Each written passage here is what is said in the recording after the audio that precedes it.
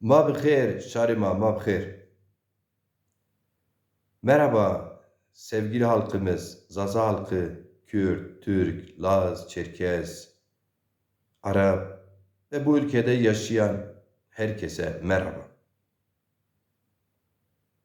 Sevgili halklarımız, bu ayın başında biliyorsunuz Diyarbakır'da valilik tarafından, Diyarbakır Valiliği tarafında Diyarbakır'ın bir bulvarına Şeyh Said Efendi'nin ismi verilmesiyle başlayan tartışmaları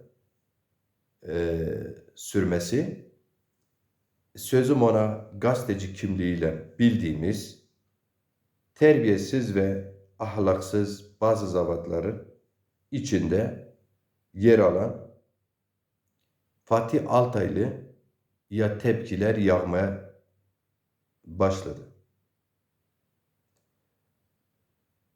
Ben ise bulunduğum Diyarbakır'da bir dilekçe yazarak 2. ayın 14'ünde bu dilekçemle Diyarbakır Cumhuriyet Başsavcılığına Fatih Altaylı hakkında yaptığı hakaretlerden dolayı halkımızı gerdiğini, ülkenin gerçekten halkların barışına zarar verdiğini, bölücülük yaklaşımlar içerdiğini onun ağır ithamları sonucuna vararak Şeyh Said'in bir torunu olarak gittim.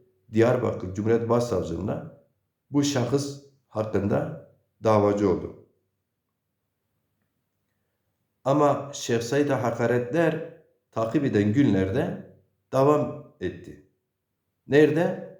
Hem de sözüm ona bu ülkede demokrasiye, siyasi partiye, ülkenin yönetimine talepte bulunan bazı partiler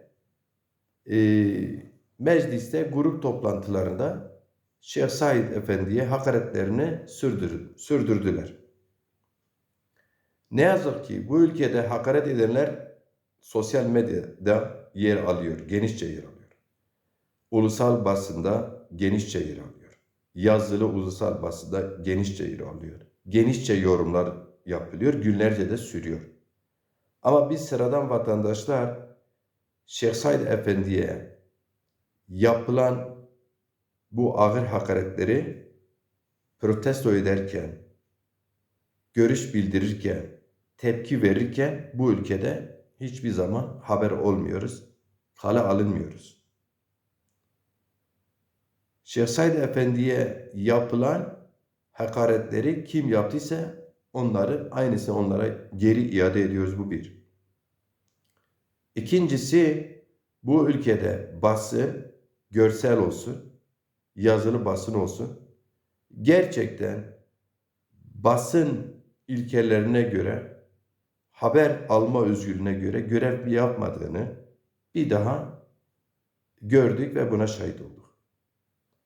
Ben şahıs olarak 12. ayın 14'ünde Şeyh Said'e hakaretlerden dolayı Diyarbakır Cumhuriyet Başsavcılığına bir dilekçeyle başvurup Fatih Altaylı'yı mahkeme verirken, dava açarken haber bile olmadık.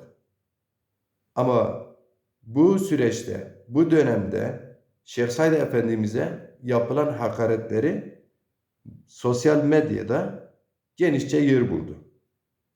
Yine sözüm ona, bazı partiler Şeyh Said mirası üzerinde burada orada açıklamalar yapmaları, posterini taşımaları ikiyüzlüce buluyorum.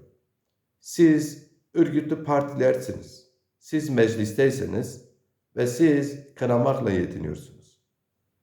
Oysa ki milyonlarca insan benim yaptığım gibi bu Fatih Altaylı ve diğer siyasi partilerin liderlerini Şeyh Said Efendi'ye yaptıkları ağır itham ve hakaretlerden dolayı davacı olsalardı olay daha farklı yöne doğru giderdi.